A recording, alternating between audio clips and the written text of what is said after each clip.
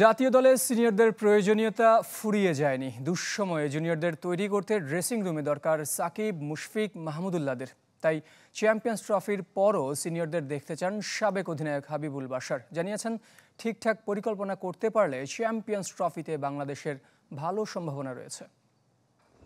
Rigel emporium হানিবার্ড অফারে জিতে নিতে পারেন ইন্দোনেশিয়ার বালিতে স্বপ্নের হানিমুন।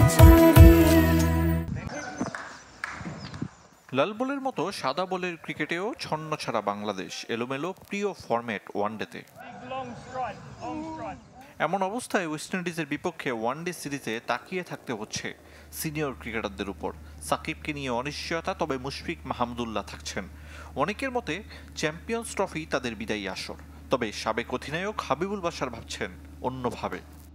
আমাদের নতুন খেলোয়াড়রা কিন্তু এখনো তৈরি হননি, তো তাদের তৈরি হওয়ার জন্য কিন্তু এই খেলোয়াড়দের সাথে থাকাটা খুব ইম্পর্টেন্ট।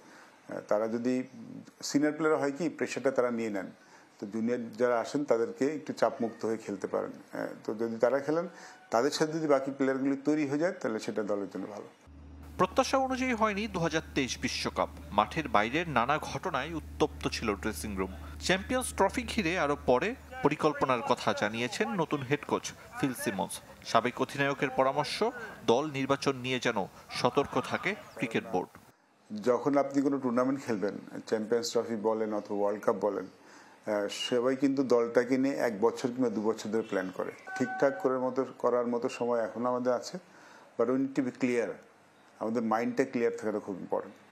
2011 সালে ওয়েস্ট ইন্ডিজ সফরে সাফল্য পেয়েছিল বাংলাদেশ, যেখানে ক্যারিয়ার সেরা সেঞ্চুরি করেছিলেন হাবিবুল বাশার। টেস্ট ও টি-20 নিয়ে খুব বেশি আশা না দেখলেও ওয়ানডে সিরিজে টাইগারদের এগিয়ে রাখছেন।